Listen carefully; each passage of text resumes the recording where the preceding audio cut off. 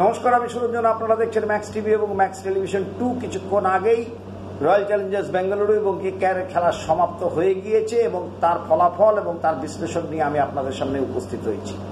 আমি একটি ভিডিওতে বলেছিলাম প্রতিবেদনে খেলা শুরুর আগে যে কোন জায়গায় কেকেআর এগিয়ে আছে রয়্যাল চ্যালেঞ্জার্স বেঙ্গালুরুর থেকে এবং কোন জায়গায় রয়্যাল চ্যালেঞ্জার্স বেঙ্গালুরুর এজ আছে, কোন জায়গাটায় ভালো করতে পারলে তবে তারা একটা লড়াই দিতে পারবে। সেক্ষেত্রে কিন্তু সেটাই কিন্তু ঘটেছে বাস্তবে যেটা ঘটেছে সেইটাই ঘটেছে এবং বাস্তবে কি ঘটলো সেটা জানার জন্য আপনারা এই প্রতিবেদনটি পুরো দেখবেন। যদি আপনাদের ভালো লেগে থাকে তাহলে আপনারা শেয়ার করবেন, লাইক করবেন, কমেন্টস করবেন। আরও একটি কথা প্রতিবেদন শুরু করার আগে আমি আপনাদের বলে দিই যে সেটা হচ্ছে যে আমি হয়তো আগামীকাল আমার ইচ্ছে আছে খুব লাইভ যাওয়ার, অর্থাৎ খেলা চলাকালীন লাইভ আপনাদেরকে সমস্ত কিছু জানাবার। তো আপনারা একটু আমাদের দিকে নজর রাখবেন। আমি প্রতিবেদনও আগে করব এবং তারপরে কালকে Lucknow Super Giants versus Punjab Kings 11-এর খেলা রয়েছে। সেই খেলাটি লাইভ আপনাদের কাছে সমস্ত খবরাখবর পৌঁছে দেওয়ার চেষ্টা করব খেলা চলাকালীন। কিন্তু আপনারা সেই খবরটা জানতে পারবেন লাইভে। আমার যে প্রত্যেকটা বলের পরে কি হচ্ছে সেটা টাইপের মাধ্যমে, অর্থাৎ সেটা লেখার মাধ্যমে জানতে পারবেন, কমেন্ট্রির মাধ্যমে জানতে পারবেন না, লেখার মধ্যেই বর্ণনা থাকবে। তা আপনারা কালকে নজর দেবেন। যদি সত্যিই আগামীকাল আমি এটা করার চেষ্টা করছি, যদি আগামীকাল আমি করতে পারি, সময় যদি আমার হয়, তাহলে প্রতিবেদন ছাড়াও আমি লাইভে থাকবো যতক্ষণ খেলা চলবে, অর্থাৎ 40 ওভার আমি টানা লাইভে আপনাদের সঙ্গে যুক্ত থাকব এবং প্রত্যেকটা বলের আপনারা পুঙ্খানুপুঙ্খ বিবরণ পাবেন এবং কি স্কোর আছে আপনারা সরাসরি দেখতে পারবেন। সুতরাং আপনারা নজর রাখবেন ম্যাক্স টিভির দিকে। ম্যাক্স টিভি থেকে এটা সম্প্রচারিত হবে, তবে এটা আমি আবারও বলছি কমেন্ট্রির মাধ্যমে নয়, এটা টাইপের মাধ্যমেই হবে। আপনারা স্কোর দেখতে পাবেন, স্কোরের দিকে নজর রাখবেন। কে টসে জিতলো, কে টসে হারলো, টিমে কোনো পরিবর্তন হলো কিনা এবং কি হতে পারে তার প্রতিবেদনটা আগে থাকবে। যেরকম আজকে ছাড়া হয়েছিল সেইভাবেই আগামীকালও প্রতিবেদন থাকবে। আর শর্টস তো থাকবেই, শর্টসের মাধ্যমে আপনারা সকালবেলায় বিভিন্ন খবরাখবর পাবেন, খেলার রেজাল্ট থেকে শুরু করে আর বাকি কি কি ঘটেছে সেই খবর পাবেন। কমিউনিটি পোস্টের মাধ্যমেও কিছু হয়তো ছবি আমরা এবার থেকে দিতে শুরু করব এবং ইনস্টাতেও আপনারা আমাদের ছবি পাবেন, আমাদের সমস্ত কিছু পাবেন, খেলার সমস্ত খবরাখবর পাবেন। এইবার প্রতিবেদনটিতে আসা যাক। আপনাদের মনে থাকবে আমি খেলা শুরুর আগে এই কথাটাই বলেছিলাম, যদি কাগজে কলমে দেখেন তাহলে কেকেআর প্রচন্ড শক্তিশালী দল এবার তৈরি করেছে এবং তাদের প্রচন্ড ব্যালেন্স রয়েছে দলের মধ্যে, তাদের বৈচিত্র্য রয়েছে দলের মধ্যে, বোলিং বৈচিত্র্য রয়েছে, ব্যাটিংয়ে বৈচিত্র্য রয়েছে। কিন্তু সেই বৈচিত্র্যটা কিন্তু আরসিবি বোলিং লাইন আপে থাকলেও তারা সেইভাবে ইউটিলাইজ করছেন না। কিরকম? আকাশদীপ যিনি ভারতীয় দলে খেলে এলেন তাকে আকাশদীপকে খেলানোই হচ্ছে না। বৈষয়িক বিজয় কুমার তাকে ইম্প্যাক্ট প্লেয়ার হিসেবে খেলানো, কেন শুরু থেকে তাকে রাখা হলো না? তাকে তো শুরু থেকেই রাখা যেতে পারত, জস দয়ালের জায়গায় রাখা যেতে পারত, অনায়াসে রাখা যেতে পারত, কিন্তু এই ঝুঁকিটা নিলেন না। তারপর স্পিনারে ময়ঙ্ক ডাগারকে ঠিক সময় মতো ইউজ করা হলো না। ম্যাক্সওয়েল কনফিডেন্স কম কিনা বোঝা গেল না, ম্যাক্সওয়েলকে দিয়ে আজকে বল করালেন না ফাফ ডু প্লেসি।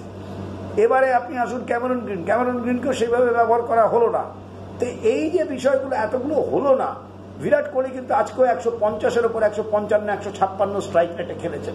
তো বিরাট কোহলিকে একটা জায়গায় দেখছিলাম, বিরাট কোহলি থিমি पारी विराट कोहली ने खेला है, इसलिए आरसीबी को हार का सामना करना पड़ा। तो এই কথাটা একদম অযৌক্তিক। তার কারণ হচ্ছে প্রথম কথা, এত সুন্দর বল করেছে কেকেআর, সেটা আপনাদেরকে মাথায় রাখতে হবে। কেকেআর পিচটাকে বুঝে গিয়েই হর্ষিত রানার তো কপাল খারাপ, যেভাবে তারা ক্যাচ ফেলেছেন। ক্যাচ যদি না পড়তো তাহলে হয়তো আরো খারাপ অবস্থা হতে পারত আরসিবি। এবং রজত পাটিদার যখন ভালো ফর্মে নেই তখন রজত পাটিদারের জায়গায় অনুজ রাওয়াতকে নামানো যেতে পারতো আগে। তো সেরকম কোনো প্ল্যানিং দেখা গেল না, সেরকম কোনো স্ট্র্যাটেজি দেখা গেল না, নতুন ধরনের স্ট্র্যাটেজি দেখা গেল না। সেই নতুন ধরনের স্ট্র্যাটেজি দেখা উচিত ছিল। বৈষয়িক বিজয় কুমার, যেখানে সবাই মার খেয়েছে সেখানে বৈষয়িক বিজয় কুমার 4 ওভারে 23 রান দিয়ে 1 উইকেট নিয়েছে। তাহলে বৈষয়িক বিজয় কুমারকে শুরু থেকে কেন বল করানো হলো না? ক্যামেরন গ্রিনকে আগে নিয়ে আসা, প্রথম 6 ওভারে চেঞ্জেস করা যেতে পারতো, দ্রুত চেঞ্জ করা যেতে পারতো। প্রথম ওভারেই সিরাজ 18 রান দিলেন। 18 রান দেওয়ার পরে আমি ময়ঙ্ক ডাগরকে তো নিয়ে আসতে পারতাম অনায়াসে, নতুন বলে ময়ঙ্ক ডাগরকে নিয়ে আসতে পারতাম। কারণ ময়ঙ্ক ডাগর যে গতিতে বল করেন সেই গতিতে ময়ঙ্ক ডাগরকে ব্যাটের সামনে, অর্থাৎ ব্যাটের যদি তলায় বল পড়ে, ওভার পিচ বল হওয়া ময়ঙ্ক ডাগরের যে ধরনের ডেলিভারি, যে ধরনের ক্রিজ ইউজ করেন, যে গতিতে বল করেন এবং যে ফ্ল্যাটার ডেলিভারি করেন বেশিরভাগ বল কিন্তু স্পিন হওয়ার সম্ভাবনা খুব কম, বল বেশিরভাগটাই ভেতরে ঢুকবে, অর্থাৎ আর্মার বেশি ডেলিভারি আর্মার হবে কিংবা সোজা বল আসবে এরকমই হতে পারে। তো সেই জায়গায় দাঁড়িয়ে আমি তো চেঞ্জেসও করতে পারতাম, কিন্তু সেই ধরনের কোনো প্ল্যানিং দেখা যায়নি। Arm delivery, he has got very good arm delivery, অর্থাৎ যেটা লেফট আর্ম স্পিনারের একটা খুব ভালো ক্রিজ ইউজ করে, এবং সেখানে যদি চট করে একটা স্লোয়ার কোনো কিছু করে বল যদি স্পিন করতো কিছু হতেই পারতো। ময়ঙ্ক আগার তো উইকেট নিয়েছে, সুনীল নারায়ণের উইকেট তো ময়ঙ্ক আগারই নিয়েছে, সুতরাং ময়ঙ্ক আগারকে অনেক আগে ইউজ করা উচিত ছিল। প্রথম ওভারে যখন 18 রান খেয়ে গেলেন তখনই ফাফ ডু প্লেসি কেন এই চেঞ্জগুলো করেননি, কেন ম্যাক্সওয়েলকে দিয়ে বল করালেন না? প্রথম 6 ওভারে তিনি অল্টারনেট করতে পারতেন, জাস্ট ডায়াল,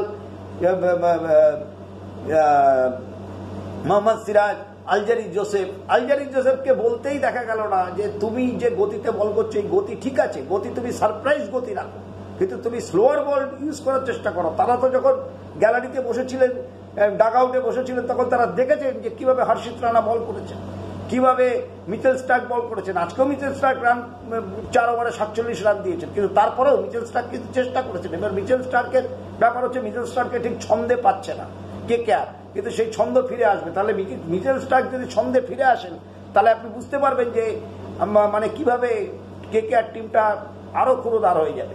তা আপনি দেখুন ফিলিপ সল্ট এবং সুনীল নারায়ণ দুজনে মোটামুটি 13-14 অ্যাভারেজ করে প্রায় 10 ওভারেই খেলা, প্রায় প্রথম 6 ওভারেই যে জায়গায় রান রেট নিয়ে গিয়েছিল 13 রান 14 রান করেছিল, প্রায় 82 রান, 82 ছিল উইদাউট লস।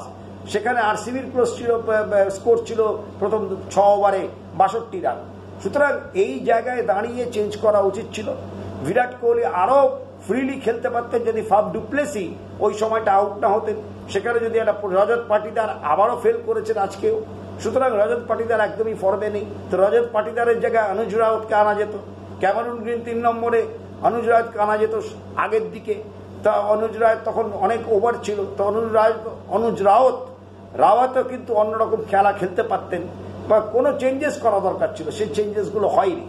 তো সুতরাং এই বোলিং লাইন আপ নিয়ে কিন্তু ভাবতে হবে। উইকেট টেকিং বোলারের অভাব, সিরাজ ছন্দে বল করছে না। সিরাজের উচিত, সিরাজ তো যথেষ্ট অভিজ্ঞতা সম্পন্ন, অনেকদিন ধরে খেলছেন, ইয়াং, অল্প বয়স হলে কি হবে, তার অভিজ্ঞতা আছে, কিন্তু সেই অভিজ্ঞতাকে সিরাজকে কাজে লাগাতে দেখা গেল না কোনো খেলাতেই। বিগত 3টে খেলাতে কিন্তু সিরাজকে সেই ছন্দে দেখা যায়নি যে ছন্দের জন্য সিরাজ অভ্যস্ত। সেটা হতেই পারে, কিন্তু যে ধরনের আত্মসমর্পণ করা হলো এবং নিজেদের বোলিংকে এক্সপোজ করে দেওয়া হলো, 16.5 ওভারে কেকেআর ম্যাচ জিতে চলে গেল। এটা কিন্তু 7 উইকেটে ম্যাচ জিতেছে, এবং কেকেআর কিন্তু 2য় স্থানে চলে এসছে টেবিলে।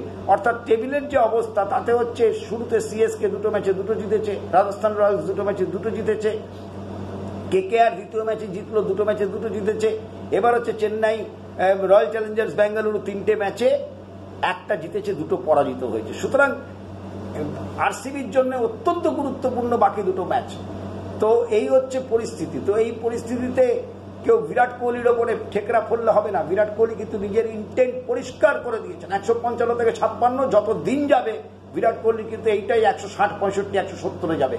165তে যদি বিরাট কোহলি খেলেন, অর্থাৎ আমি ভারতীয় দলের হয়ে বলছি, টি20 ওয়ার্ল্ড কাপে যদি বিরাট কোহলি 165-70 খেলতে পারেন, 3 নম্বরে ব্যাট করতে নেবে, সেটা মোর দ্যান এনাফ। কারণ বিরাট কোহলি খেলাকে ঘোরাতে পারেন। আজকেও কিন্তু বিরাট কোহলি যে 2বার 2টো করে রান নিয়েছেন, 2টো রান অন্য কোনো প্লেয়ার হলে নিতে পারতো না, বিরাট কোহলি নিয়েছেন। কার কাছে বল দিয়ে রান নিয়েছেন? সব থেকে যে সেফেস্ট ফিল্ডার, সব থেকে যে দুর্দান্ত ফিল্ডিং করেন, ক্যাচ যার হাত থেকে পড়ে না, রিঙ্কু সিং যে গতিতে থ্রোটি করেছিলেন ওই থার্ড ম্যান থেকে, পয়েন্ট থেকে, ডিপ পয়েন্ট থেকে, ধরুন ডিপ পয়েন্টের দিক থেকে বাঁ দিকে দৌড়ে গিয়ে থার্ড ম্যানের দিকে কভার করে যেভাবে ছুড়ে দিয়েছিলেন, সেটা কিন্তু ছুড়ে বল পাঠিয়েছিলেন, ওটা বিরাট কোহলির পক্ষে সম্ভব হয়েছে। 2য় রানটি নেওয়ার অন্য কারোর পক্ষে সম্ভব হতো না। অর্থাৎ যেটা আমি বারবার বলেছি যে fitness level, fielding ability, catching ability আর ব্যাটিং তো বিরাট কোহলি সর্বদা ছিল, আছে, থাকবে। সুতরাং এই কতগুলো জিনিস থাকতে হবে। শুধুমাত্র ব্যাটিংয়ে 180 করলাম, ক্যাচ, দুর্দান্ত ক্যাচ ধরার জায়গায় লোপ্পা ক্যাচ ফেলে দিলাম, ওই রকম টিমে ওরকম প্লেয়ারের দরকার নেই। সুতরাং ওটা নিয়ে কোনো ব্যাপার নয়। বিরাট কোহলির জন্য কিচ্ছু হয়নি। যেটা হয়েছে যে 182 রান পার স্কোর। আমার পূর্ব ভিডিও আপনি দেখবেন, খেলা লাগের যে ভিডিও প্রতিবেদন আপনাদের সামনে আমি দিয়েছিলাম, সেই প্রতিবেদনে পরিষ্কার বলেছিলাম যে 182 রান 180-82 রানের থেকে এই বোলিং লাইন আপ যেটা উইক, দুর্বল বোলিং লাইন আপ, যেখানে ব্যালেন্স কম, সেখানে কিন্তু তাদেরকে অন্তত 25 থেকে 30 রান বেশি করতে হবে। সেটা কিন্তু অর্থাৎ 200-র উপরে রান করতে পারলে, যদি 200-র উপরে রান করা যেত, তাহলে ফাফ ডু প্লেসিকে খেলতে হবে, ম্যাক্সওয়েলকে খেলতে হবে। ম্যাক্সওয়েল ছন্দেই নেই। আজকেও কিন্তু ম্যাক্সওয়েল অনেক আগে আউট হয়ে যেত, তার 2টি ক্যাচ পড়ে গিয়েছে, তারপরে সে আউট হয়েছে। এবং এই সুযোগটা কিন্তু ম্যাক্সওয়েল কাজে লাগাতে পারছে না। যখনই আইপিএল খেলা হয় তখনই দেখা যায় ম্যাক্সওয়েল সেই ছন্দে থাকে না, এবং 7টা ম্যাচে হয়তো একটা ম্যাচে ছন্দে থাকবে, তখন সেটা আরসিবির জন্য অনেক দেরি হয়ে যেতে পারে। ক্যামেরুন গ্রিনকে এত পয়সা দিয়ে নিয়ে এসে ক্যামেরুন গ্রিন কিন্তু আজকে যথেষ্ট ভালো খেলছিলেন, কিন্তু সেই ফায়ার পার্টস দেখা যায়নি। সুতরাং সব মিলিয়ে তাদের বোলিং লাইন আপ নিয়ে বিশেষ করে ভাবা দরকার। তা আজকে খেলা লাগার পরে যেটা মনে হয় আরসিবির ম্যানেজমেন্টের একদম পরিষ্কার ভাবে উচিত এটাই করা যে শুরুতে হচ্ছে যেরকম আছে Virat Kohli, Faf du Plessis, 3 নম্বরে ক্যামেরুন গ্রিন, 4 নম্বরে রজত পাটিদারের জায়গায় মণিপাল লোমড়োকে এবার সুযোগ দেওয়ার সময় এসে গিয়েছে। মণিপাল লোমড়োকে খেলানো উচিত। এবং 5 নম্বরে ম্যাক্সওয়েল, 6 নম্বরে অনুজ রাওয়াত, 7 নম্বরে দীনেশ কার্তিক, তারপরে হচ্ছে আপনি করণ শর্মাকে খেলাতে পারেন অথবা ময়ঙ্ক ডাগরকে খেলান। ময়ঙ্ক ডাগরকে আমি আমার টিমে রাখবই। আমি ইয়েকে নিয়ে আসবো, আকাশদীপকে নিয়ে আসবো, সঙ্গে বৈশাখ বিজয় কুমার আমার প্রথম টিমে থাকবে। প্রথম টিমেই বৈশাখ বিজয় কুমার থাকবে, এবং সঙ্গে সিরাজ, জয়েশ দয়ালের জায়গায় অন্য কোনো স্পিনারকে নেওয়া উচিত। তো এইভাবে টিমটাকে সাজানো উচিত, টিমটাকে একটু পরিবর্তন করা উচিত। টিমটাকে পরিবর্তন না করতে পারলে এই টিম নিয়ে, অর্থাৎ বোলিং লাইন আপে আকাশদীপ, বোলিং লাইন আপে পরিবর্তন হওয়াটা অবশ্যম্ভাবী। বৈশাখ বিজয় কুমারকে আমি কেন প্রথম 11-এ রাখলাম না, এটা হচ্ছে প্রশ্ন। ময়ঙ্ক ডাগরকে দিয়ে আমি অনেক বেশি ভালো করে পাওয়ার প্লেতে ইউজ করতে পারতাম, সেটাও ওদের ভাবতে হবে। নতুন কিছু ভাবতে হবে, নতুন চিন্তা ভাবনা নিয়ে আসতে হবে ফিল্ডিং করার সময়। কারণ আমি এটাও বলেছিলাম প্রতিবেদনে যে কেকেআর যদি টসে জেতে তাহলে কেকেআর সম্ভবত ফিল্ডিং করবে, এবং সেটাই হয়েছে। কেকেআর টসে জিতেছে এবং কেকেআর ফিল্ডিং করেছে। এবং আজকে যদি রান চেজের ব্যাপার হতো সেক্ষেত্রে কেকেআর কিরকম করতো সেটাও ভাববার বিষয়। তবে কেকেআরের যে ব্যাটিং লাইন আপ, কেকেআরের যে অলরাউন্ড এবিলিটি, কেকেআরের যে বোলিং লাইন আপ, সেটা কিন্তু অনেক বেশি এগিয়ে রেখেছিল খেলার শুরু থেকেই। আমার আগের ভিডিওতে আপনারা দেখলেই দেখতে পাবেন। সুতরাং সব মিলে যেটা হয়েছে, আরসিবিকে কিন্তু খুব কঠিন পরীক্ষার মধ্যে পড়তে হবে। সুতরাং আরসিবিকে কঠিন পরীক্ষার মধ্যে এবার পড়তে হবে, এবং সেই ক্ষেত্রে আরসিবিকে কিন্তু তাদের ব্যাটিংয়ের প্রথম 4 জনকে ক্লিক করতেই হবে। অর্থাৎ ফাফ ডু প্লেসি বিরাট কোহলিকে প্রতিটা ম্যাচে, বিরাট কোহলি যেভাবে অরেঞ্জ ক্যাপ বিরাট কোহলি আজকে পেয়েছেন, তো যেভাবে বিরাট কোহলি খেলছেন, তো বিরাট কোহলি যদি এই ফর্মটা চালিয়ে যান, ফাফ ডু প্লেসির ব্যাট থেকে রান চাই, আর ম্যাক্সওয়েলের তাকে রান চাই 15 বলে 30-35 রান করুন, সেটাও ইম্প্যাক্ট তৈরি করবে। আর ক্যামেরুন গ্রিনের একটু লম্বা খেলা উচিত। ক্যামেরুন গ্রিন হুট করে ছুঁড়ে উইকেটটা ছুঁড়ে দিয়ে চলে যাওয়া উচিত না, কারণ ক্যামেরুন গ্রিনের ডিফেন্স ম্যাক্সওয়েলের থেকে অনেক বেটার। তো সেই দিকে নজর রাখতে হবে। তাই এই প্রতিবেদন যদি আপনাদের ভালো লেগে থাকে তাহলে আপনারা চ্যানেলটিকে অতি অবশ্য শেয়ার করবেন, লাইক করবেন, কমেন্টস করবেন এবং সাবস্ক্রাইব করবেন। আরেকটি কথা, আগামীকাল লখনৌ সুপার জায়ান্টস এবং পাঞ্জাব কিংস 11-এর খেলা রয়েছে। সেক্ষেত্রে আমি চেষ্টা করব আপনাদেরকে টাইপের মাধ্যমে লাইভে গিয়ে লাইভের প্রত্যেকটা খবর আপনাদেরকে দেওয়ার, এবং প্রতি মুহূর্তে প্রত্যেকটা বলের পরে কি হচ্ছে সেটা আপনারা জানতে পারবেন। লাইভে থাকার আমি চেষ্টা করব, এবং তার আগে প্রতিবেদন নিয়ে আসবো। সেই প্রতিবেদন আমি পরিষ্কার করে দেবো যে আমি লাইভে আসতে পারছি কি পারছি না। যদি আগামীকাল নাও পারি, পরশুদিন অতি অবশ্যই লাইভে থাকবো, এবং প্রত্যেকটা ম্যাচেই আমাকে আপনারা লাইভ পাবেন। অর্থাৎ খেলা যখন চলবে তখনই আপনারা লাইভ সমস্ত কিছু শুনতে দেখতে পাবেন। তো এই সংবাদটি আপনাদেরকে দেওয়ার ছিল। আপনাদের যদি ভালো লেগে থাকে তাহলে আপনারা আমাদের চ্যানেলটিকে সাবস্ক্রাইব করবেন, শেয়ার করবেন, কমেন্টস করবেন, লাইক করবেন। অনেক অনেক ধন্যবাদ।